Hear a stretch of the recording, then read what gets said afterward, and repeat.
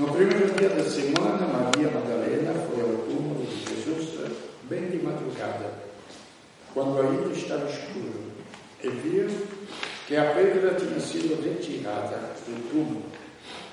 Então ela saiu correndo e foi encontrar Simão Pedro e outro discípulo, aquele que Jesus amava, e lhes disse: tiraram o Senhor do túmulo, e não sabemos onde o colocaram.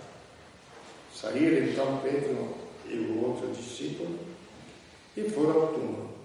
Os dois corriam juntos, mas o outro discípulo correu mais depressa que Pedro, chegou primeiro ao túmulo.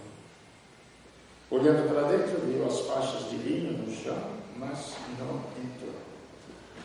Chegou também Simão Pedro, que vinha correndo atrás, e entrou no túmulo, viu as faixas de linho deitadas no chão, e o pano que tinha estado sobre a cabeça de Jesus, não posto com as faixas, mas enrolado num lugar à parte. Então entrou também o outro discípulo que tinha chegado primeiro ao túmulo. Ele viu e acreditou. De fato, eles ainda não tinham compreendido a Escritura, segundo a qual ele devia ressuscitar dos mortos. Palavra da salvação. Glória a vós, Senhor.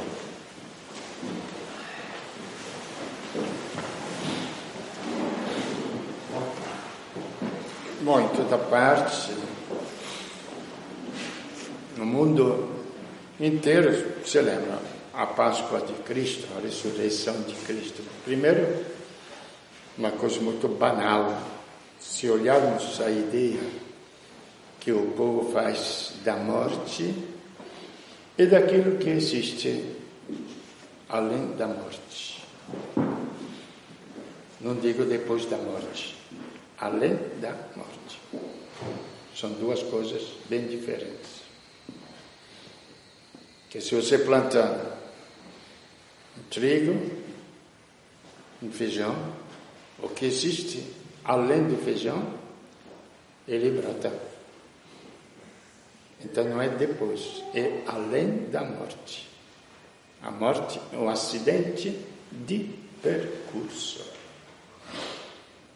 Simplesmente acidente de percurso.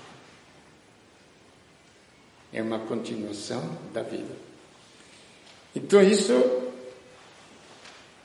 já falamos domingo passado. Tudo o que Deus propõe é uma realidade. Não são fantasias.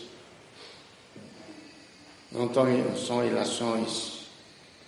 Não é uma religiosidade mistificada, onde você se sente elevado. Não. É uma realidade muito clara, que Deus demonstrou para nós. Por isso que, se nós falarmos de religião, é que nem time de futebol. Cada um tem o seu. Se falarmos de realidade divina, que eu não chamo religiosa, vamos tirar da cabeça esta palavra religiosa. É uma realidade diante da qual você se põe, pode dizer, creio. Ok.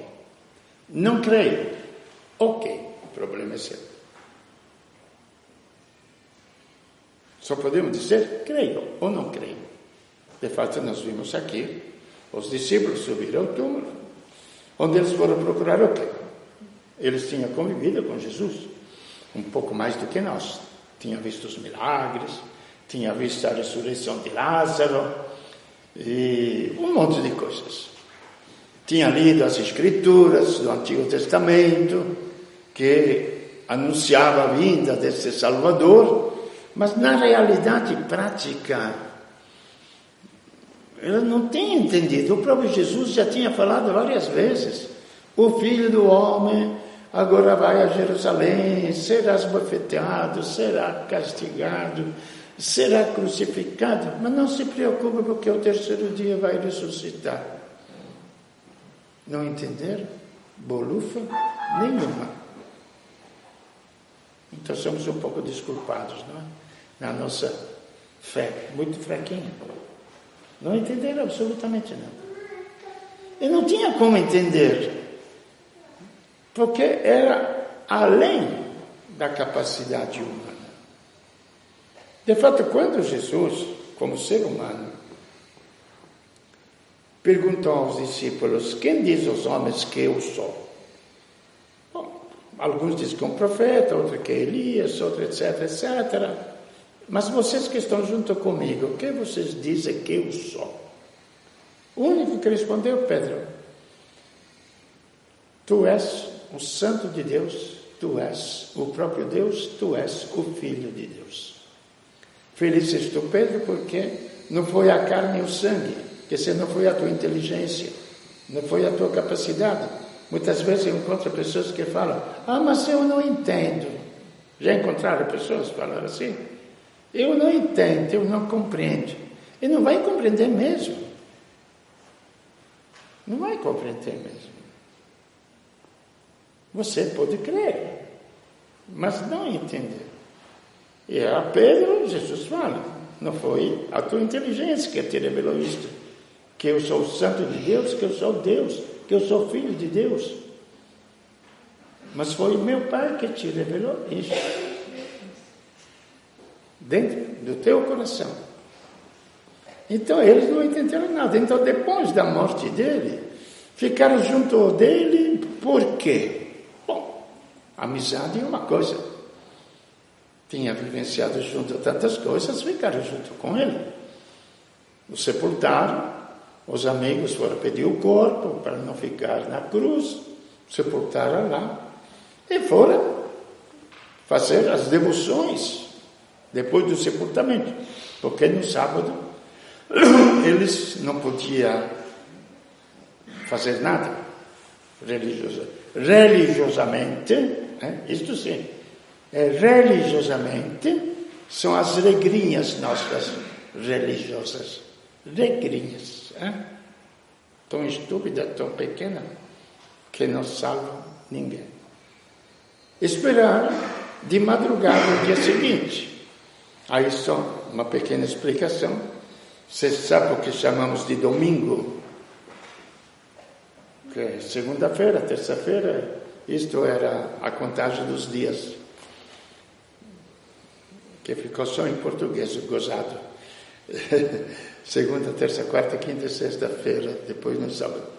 E eram os latinos que faziam isso. Domingos é o dia depois do sábado, que seria a primeira-feira, isto é só como curiosidade. Dominus quer dizer Senhor em latim. Então é o dia do Senhor, domingo. Sabia isso? Não? Então só como curiosidade. Por isso que se chama domingo. É dia do Senhor. Porque nas outras linguagens, por ser italiano, até espanhol me parece, é lunes, é martes, é miércoles, é jueves. Então tem o dia da lua, o dia de Marte, do deus Marte, o dia de outros deuses, não? É por isso os cristãos colocaram no domingo. Isso, repito, como curiosidade literária só. E aí foram lá para fazer o quê? Para ungir o corpo. Eles não foram ver se Jesus tinha ressuscitado de verdade. A gente imagina, não é? Que tenha ido lá para ver. Não. Eles foram para ungir o corpo. Está escrito. Levar os aromas, etc., para ungir o corpo. Entraram no túmulo. O túmulo estava aberto. Em outro lugar diz que a pedra era muito pesada, muito grande. Eles falaram: quem que vai tirar a pedra para a gente ungir o corpo? Se preocupavam. Mas a pedra não estava mais, o túmulo estava aberto. E elas correram, assustadas. Preste bem atenção ao que elas falam. Tiraram o corpo de Jesus. Tinha roubado o corpo de Jesus. Eles nem pensavam na ressurreição.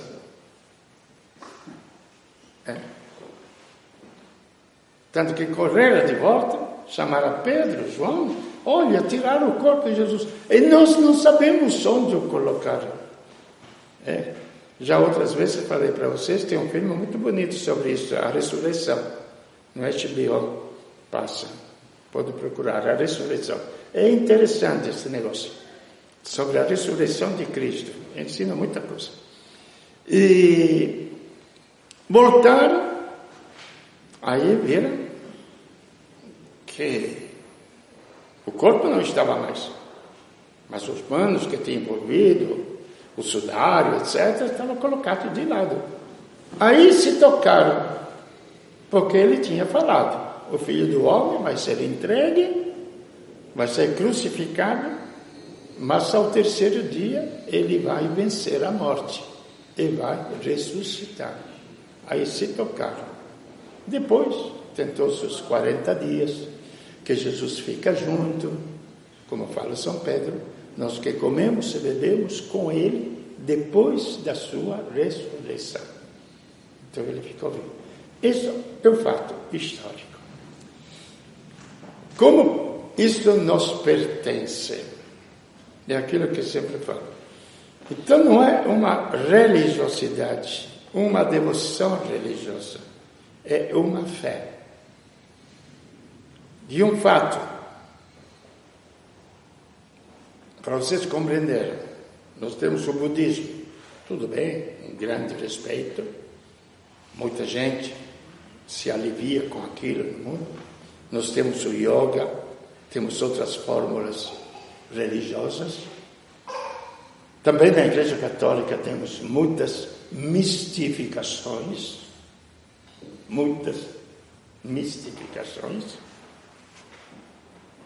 mas a nossa fé está em Cristo, porque este Cristo, quem era? Aí que foi o anúncio. Primeiro anúncio, aquele homem que vocês mataram, Deus o ressuscitou dos mortos e ele continua vivo. Coisa que não acontece no mundo. Matou. Ele continua vindo. Não somente. E ele virá a julgar os vivos e os mortos. Ele é o Senhor do universo. Então, os homens fiquem bem atentos. Que quem vai me julgar não é o Supremo aqui no Brasil. Não é a corte marcial lá, nos militares.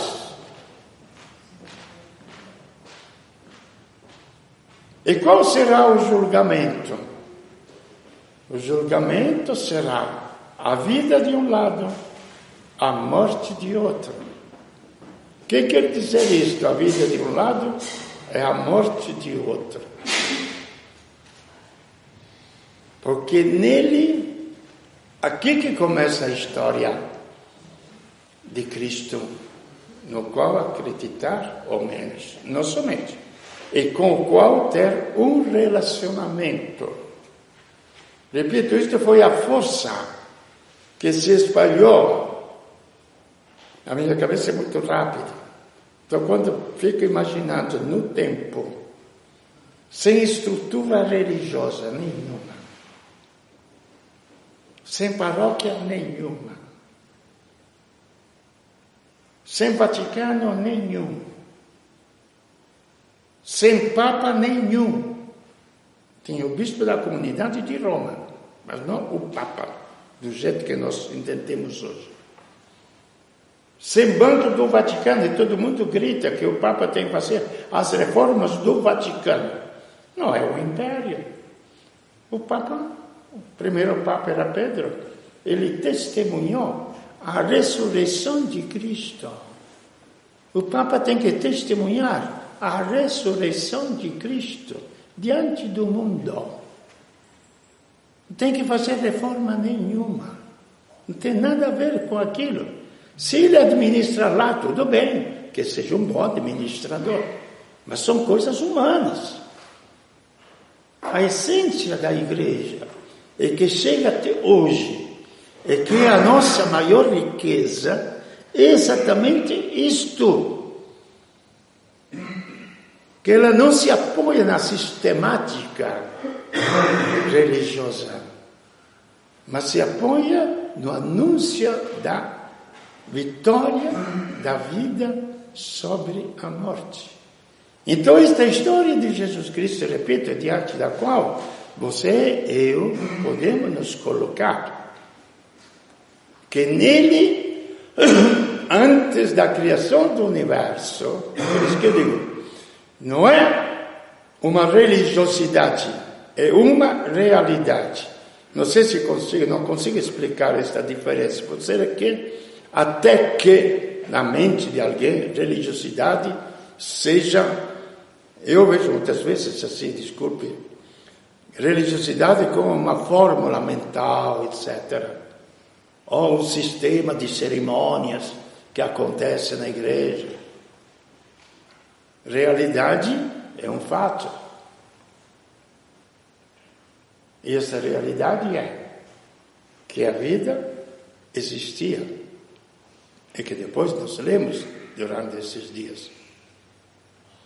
Antes do universo, é uma história muito rápida, universal, mas muito rápida.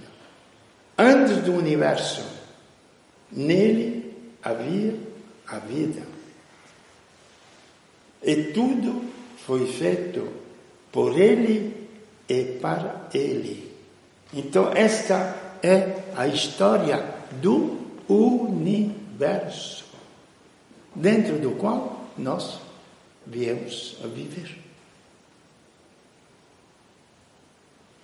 Então, é a nossa história. É a nossa história. Aí, você faz da sua vida a história que quiser. É uma escolha pessoal. Nele havia vida. E tudo foi feito por ele e para ele. Mas, crê ou não crê? Não tem nem mais, nem porquê. Mas como foi feito? Mas isto. Problema, procure saber como foi feito. Pode usar toda a ciência do mundo. Para vocês compreenderem um pouquinho. Bom, nesses dias até os leigos devem saber, vocês devem ter assistido um pouco a televisão, a notícia daquele cientista que faleceu, não? Que vivia Auwick, cientista, a teoria do tudo, não? Superior a Einstein, etc. O telejornal era notícia grandes, não é? Espetacular. Gente, eu fiquei pensando quando vi a notícia, que gozado. Talvez ele tenha descoberto uma das leis que dirige o universo. Quando falamos de Jesus Cristo, que por ele foram feitas todas as coisas, ficamos assim. Gente, o mundo científico todo fica abismado diante desse homem que não tinha corpo, só tinha cabeça. E mesmo assim muito escondida dentro, que não conseguia se comunicar. Admirado, grande homem. Como somos pequenos, ou como não conhecemos, praticamente, digo, Jesus Cristo. Repito, praticamente em relação ao universo. Como ele se relaciona com este universo. Por ele foram feitas todas as coisas. Aí você começa a conhecer esta pessoa visível. Porque Deus é invisível. Mas Jesus, depois, se fez carne e habitou no meio de nós. Então, na sua carne, ele se fez visível. Se podia tocar. Nós que comemos e bebemos juntos, falam os apóstolos, com ele. Então, Deus continua a história dentro de um homem. Então, esta vida que ele tinha criado, ele veio. E o que acontece? Por isso eu digo, eu fico muito, se falo de muita religiosidade, aquela pessoa é muito religiosa. Sinceramente não sei o que é ser religioso. Sinceramente não sei. Se pratica certas coisas, certos atos, não sei.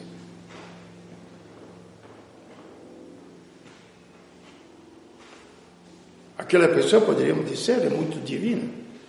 Então, quando a Madre Teresa, eu vi nesses dias um pouquinho a vida de Madre Teresa em Calcutá, quando queria entrevistar ela, entrou um entrevistador, que ele falou, eu não tenho tempo para entrevistas aqui, veja os pobres, vai entrevistar eles. Mas é uma palavra que... Falei, escuta, quer saber uma coisa? Não é a mim que você tem que entrevistar.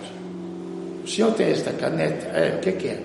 Eu sou a caneta com a qual Deus escreve a sua história. Deus escreve a sua história.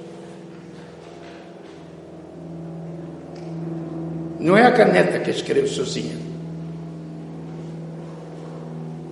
Não somos nós que fazemos as coisas.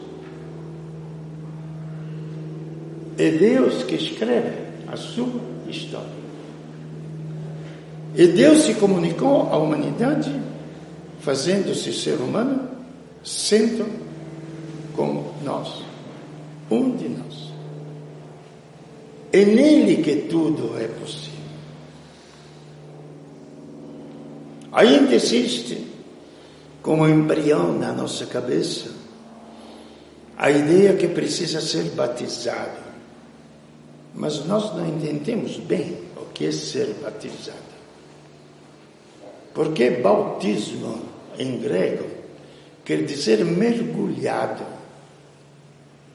Se nós formos, aqui vem a segunda parte desta vida divina que apareceu no mundo, que ele curou a todos, fez um monte de milagres, venceu tudo que podia ser vencido de males que estava no mundo. Diante dele os demônios fugiam, os mudos falavam, os surdos ouviam, os mortos ressuscitavam. Aí por diante, dá para se ver que a vida era superior a todas as doenças visíveis no mundo. E também invisíveis, porque quando fala de epiléticos, disso e daquilo, é toda a parte psíquica e espiritual dentro do ser humano. Tá? Aí ele venceu tudo isso aqui, mas se tratava de vencer a última parte. Então, o que ele fez? Aí que vem a sabedoria de Deus. Assumiu sobre si. Ele não podia. Porque eu lembro quando era criança, comecei a me perguntar, que Deus foi injusto. Vocês nunca se perguntaram que Deus é injusto? Não? Deus foi injusto. Por quê? Eu me perguntava, com tantos males que existem no mundo, tantas doenças, por que ele sarou só aquelas pessoas que estavam ao redor dele naquele momento? É o resto. Por que não fez?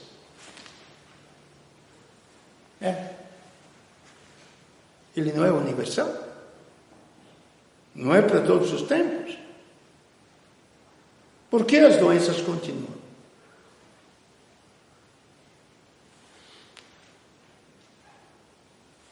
Depois de muitos anos, chegou a resposta. A gente deixa de lado para não ficar meio louquinho, entendeu? Mas depois de muitos anos. Porque exatamente ele é universal e atravessa todos os tempos.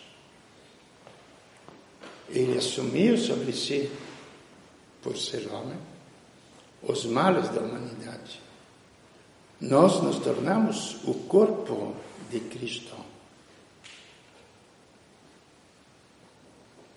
Um corpo espiritual de Cristo. Isto nós somos.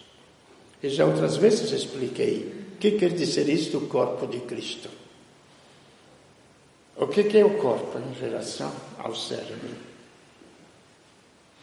Se bate a cabeça, tem um AVC, um derrame. O que acontece no corpo?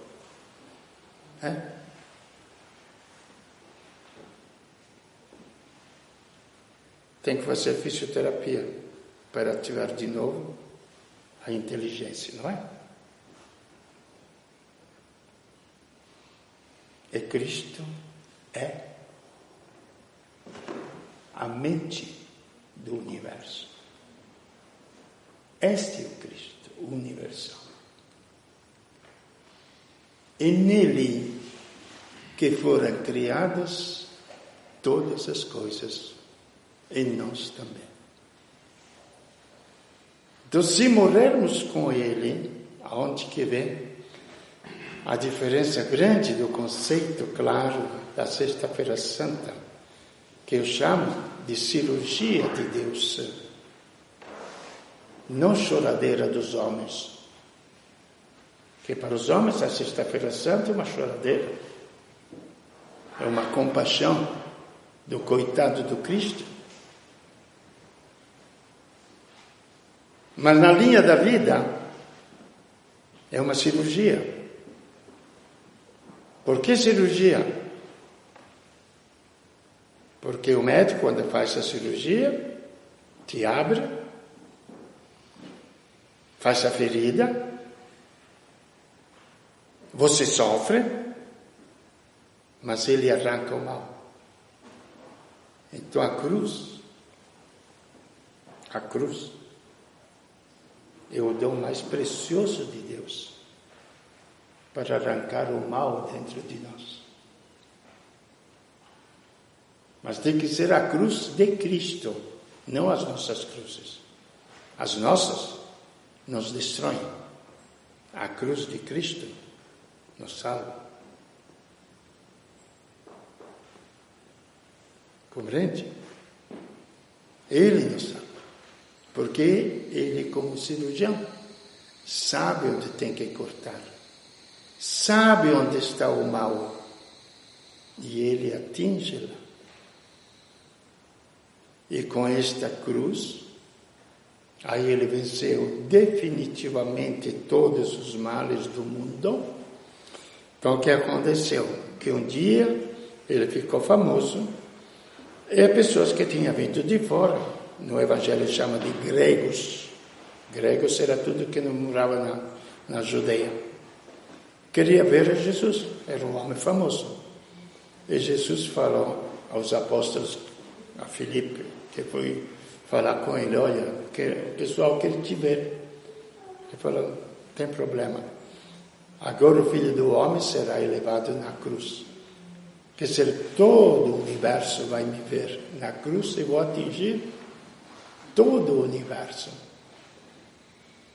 Porque quando eu for elevado na cruz, eu atrairei todos a mim. Esses são fatos, gente. Não são teorias. Não são fugas psíquicas.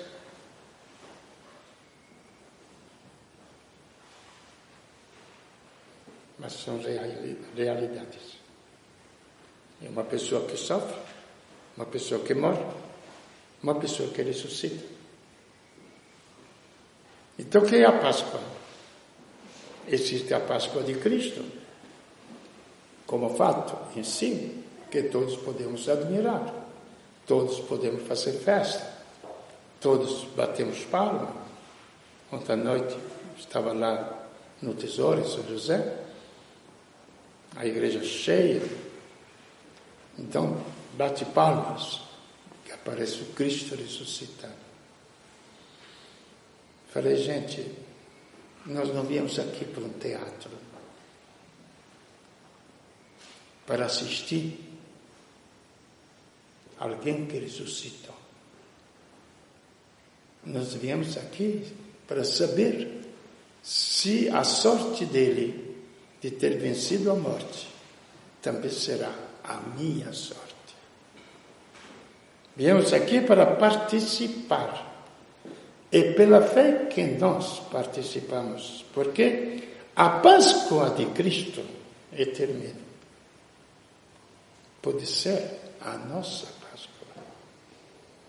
Se nós morrermos com Cristo ao mal, a esta cirurgia que ele fez, com ele nós ressuscitaremos. Este foi um anúncio, insisto mais uma vez, dado aos primeiros homens. Foi esta a potencialidade da expansão do cristianismo. Uma participação direta na vida deste homem. Uma comunhão profunda. Ele se liga aos nossos males para que nós possamos participar dos seus bens. E quais são os seus bens? Ele mesmo falou. Ele assume a nossa vida, os nossos pecados. Então muda até o conceito de pecado, misericórdia, totalmente. Porque ele assume sobre si os nossos males, todos, o último dos quais é a morte. E o que acontece? Quem sou eu? Aí começamos. Os nossos males, a nossa angústia, a nossa idade, as nossas doenças. Aí podemos. Nossas limitações. Tudo. Isso sou eu. E ainda aquilo que nós não conhecemos. Que se conhecêssemos o que de verdade somos de ruindade, é terrível. É melhor não conhecer. A gente teria vômito de si mesmo. Desculpe, só anuncio. Só anuncio, não explico porquê, tá? Estou falando por experiência. A gente teria vômito de si mesmo. Sabe o que é ânsia de vômito? É? Uma comida que não deixa. Assim seria a nossa vida para nós mesmos, não é? As coisas dos outros ficam pequenininhas diante daquilo que nós somos. E ele assumiu isto. E nos oferece em comunhão. Eu sou a vida.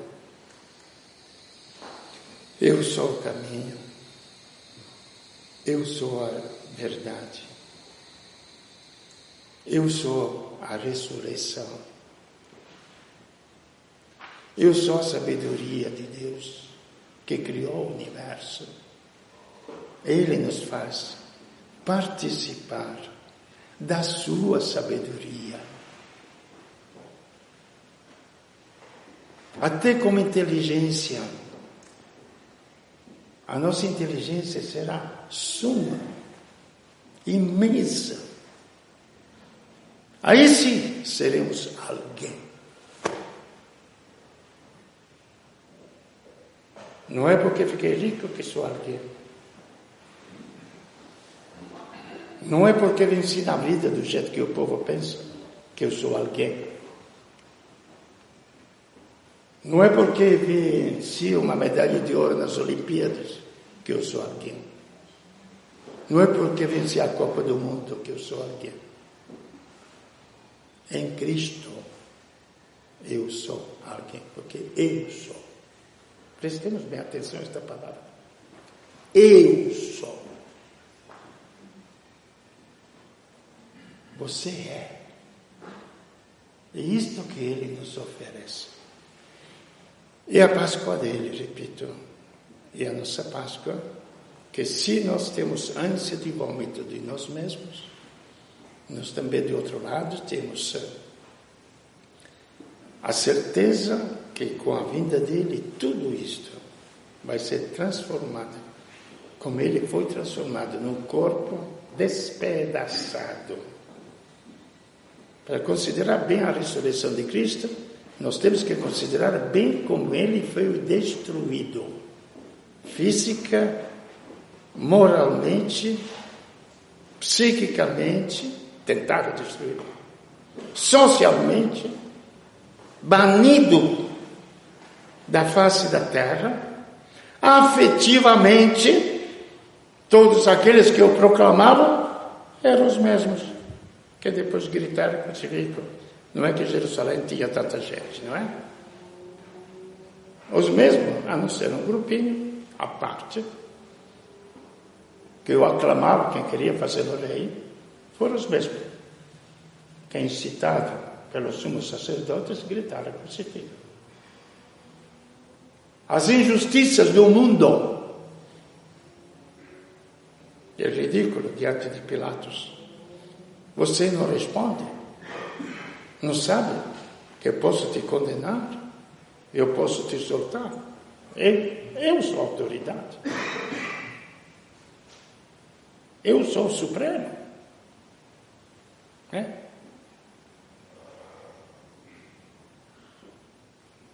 ridículo, não é? Não se preocupe, Pilatos. Eu não sou ameaça para ninguém. Pode ficar com o teu reino aqui na terra. O meu reino é outro. Se eu fosse deste reino, teria o exército para me defender. Mas o meu reino é outro. É o reino da vida. Aquela que você não pode destruir. Pode destruir o meu corpo. Pode destruir o meu nome. Você não pode destruir a minha vida. Porque ela é o princípio da vida do universo. E ela é o remédio para os males do universo. E ela é o futuro de todo o universo. Nele, por ele, somos feitos criaturas humanas. Nele, por ele, somos feitos filhos de Deus, destinados a uma vida sem fim. Não somente eliminando todos os males, não somente planificando-nos de toda a sabedoria de Deus, de toda a paz e a sensação profunda do ser humano que é a vida de Deus em nós. Esta é a Páscoa de Cristo e, se quisermos, a nossa Páscoa.